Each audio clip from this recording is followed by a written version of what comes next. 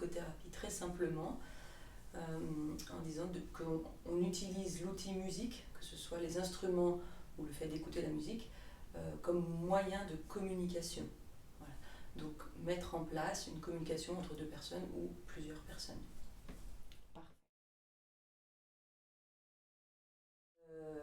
Je dirais non. En fait, la musicothérapie s'adresse vraiment à tout le monde. Il ne faut pas nécessairement être musicien pour bénéficier d'une musicothérapie, bien au contraire. C'est vrai qu'avec les musiciens, on a tout cet apprentissage de la musique, on va dire, intellectuelle, qui peut être aussi un frein à tout le côté émotionnel, parler de soi, parce qu'on passe d'abord par le côté technique, intellectuel, avant d'aller toucher la personne au plus profond d'elle. Donc je dirais même que c'est plus difficile l'accès à la musicothérapie pour le musicien. Par contre, ça peut être extrêmement bénéfique pour le musicien et pour sa pratique professionnelle que de passer par la musicothérapie. Alors, pour moi, non, la musicothérapie n'a pas cette prétention de guérir. Pour moi, elle est vraiment un soutien dans la maladie. C'est-à-dire qu'elle va apporter ce soutien, ce réconfort dans le soin et dans l'optique de guérir. Voilà. Ça va être cet effet de compréhension de soi et de possibilité d'exprimer ses émotions afin de soulager les maux, les différents maux, les différents symptômes, soulager la souffrance, surtout apaiser cette souffrance pour aller vers une guérison.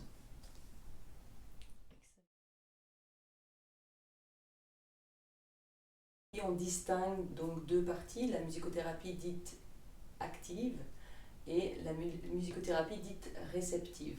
Alors active, c'est tout simplement le fait d'utiliser les instruments. Vous voyez, ici on en a quelques-uns aussi. Donc on va demander à la personne de jouer l'instrument.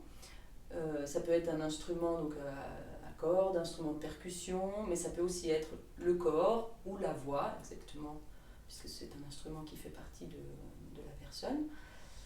Donc on va inviter la personne à s'exprimer à travers ces instruments.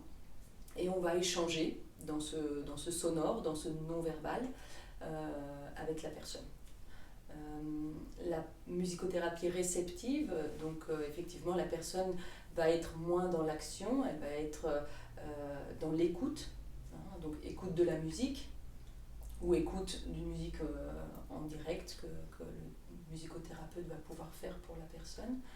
Et là, la personne va ressentir les effets de la musique et va pouvoir, si c'est possible pour elle, par le verbal, exprimer ce qu'elle ressent à travers cette écoute.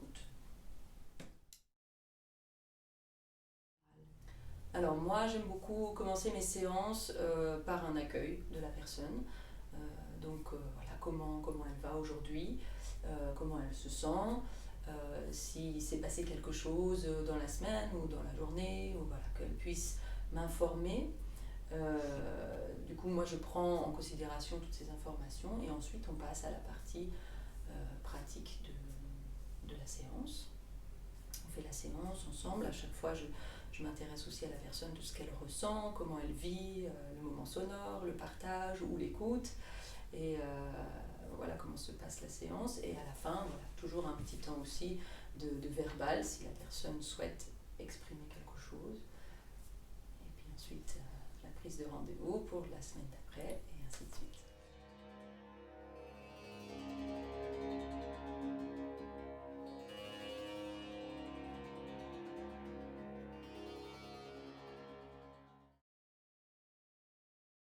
Le monocorde, c'est l'instrument que vous voyez derrière moi.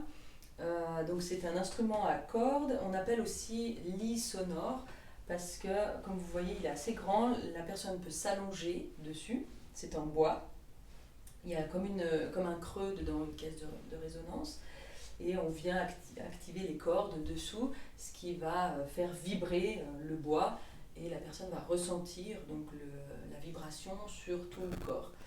Ça permet bien évidemment une détente, parce que la vibration va amener à faire bouger les cellules à l'intérieur du corps. Donc déjà ça permet de détendre, même physiquement, musculairement parlant, le corps.